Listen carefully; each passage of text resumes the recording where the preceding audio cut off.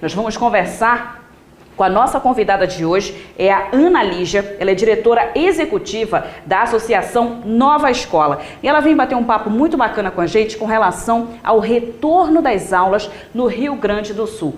Todo mundo que acompanha o noticiário sabe que, infelizmente, a região sul do país enfrenta uma tragédia climática sem precedentes e a gente precisa lembrar que tem milhares de crianças lá que uma hora vão ter que voltar para a escola. Mas como é que vai ser feito esse processo? Ana Lígia, boa noite para você. Muito obrigada pela sua participação aqui no ATM TV. Eu gostaria de perguntar para você o seguinte: você acha que ainda em 2024 é possível se falar em retorno às aulas no Rio Grande do Sul? Boa noite, obrigada pela oportunidade de estar aqui com vocês, falando sobre esse tema tão importante. Acho que a primeira resposta para essa sua pergunta é reconhecer que há uma diversidade de situações acontecendo no Rio Grande do Sul e que a gente precisa entender as várias realidades, né? Então, tem escolas que estão em regiões que foram muito devastadas, tem escolas que foram destruídas e que vão precisar ser reconstruídas, tá? Às vezes em outros locais, em outros bairros. Então, nessas localidades mais afetadas, provavelmente ou as aulas vão acontecer em outros espaços de maneira emergencial, né, até que a escola seja reconstruída, ou as crianças vão ter que esperar algum tempo para ter uma escola de fato. Há outras regiões em que as escolas estão de pé, mas que as escolas estão servindo de abrigo. Então, é nas escolas que as pessoas estão morando, é nas escolas que às vezes tem alguma ajuda humanitária acontecendo. Então, essas escolas também vão ter mais dificuldade de ter a aula acontecendo num primeiro momento, ainda vão precisar de algum tempo para que o retorno às aulas aconteça de maneira normal, né? E, finalmente, há escolas que não foram tão afetadas, e nessas escolas, tem escolas que já retomaram há algumas semanas, já estão com aulas normalmente, né? Mas mesmo nessas escolas que estão com aulas, a gente precisa reconhecer que essas famílias foram bastante afetadas, né? Então, a escola precisa olhar para a comunidade, entender realmente qual é a disponibilidade, a possibilidade daquela criança estar em aula ou não, como é que está a família dela, qual que é a disponibilidade para que a aprendizagem continue acontecendo durante este ano. Imagino. E, Ana Lígia, fala para a gente como é que está a discussão no âmbito, no que diz respeito, por exemplo, às autoridades. Como é que está o posicionamento do MEC e da própria Secretaria de Educação do Rio Grande do Sul com relação a isso? Porque imagino que cobrar resultados para estudantes do Rio Grande do Sul em 2024 é bem complicado, né?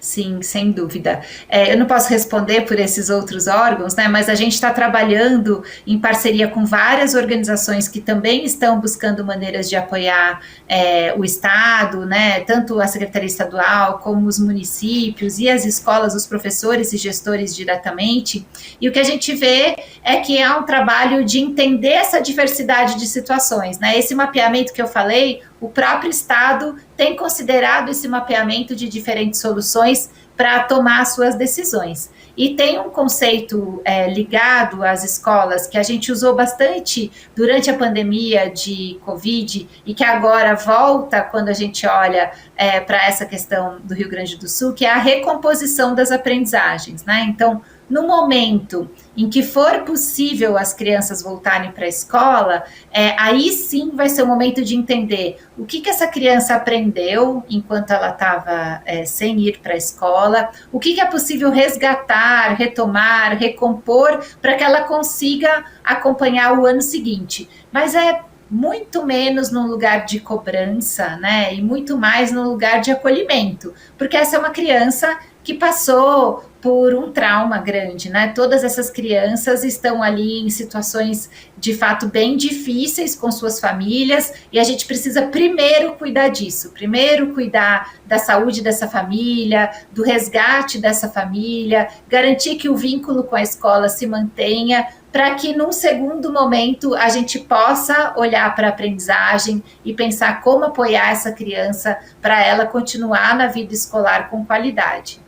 E o cenário é bem complicado, né? A gente só tinha como exemplo Mariana, até bem pouco tempo, né? A gente só tinha como exemplo o que aconteceu em Minas Gerais, ali em Mariana, e agora a gente tem o Rio Grande do Sul. É uma outra escola para que as autoridades e a sociedade civil organizada, as entidades do terceiro setor, elas se organizem. De fato, eu entendo que tem que ser uma parceria mesmo. E por isso eu queria perguntar para você, Ana Lígia, o seguinte: qual que é o papel da Associação Nova Escola dentro desse contexto hoje?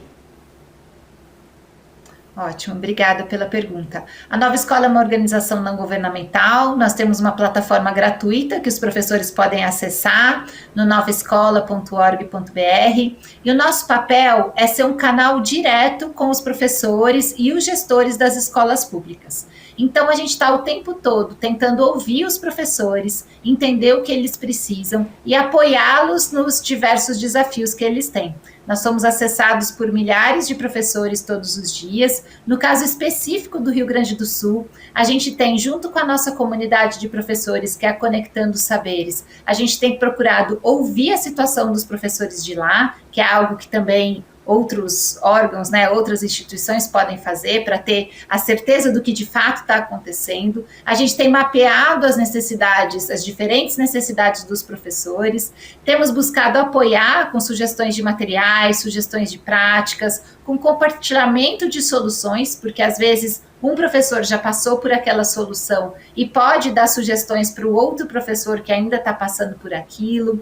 A gente também tem conversado com especialistas para dar visibilidade das sugestões dos especialistas para os professores, e a gente tem buscado dialogar com organizações que trabalham com a Secretaria Estadual, com as secretarias municipais, para também entender quais são as ações que estão chegando via governo, poder levar a voz dos professores também para os órgãos governamentais, né, e ter uma ação articulada com esse esforço coletivo.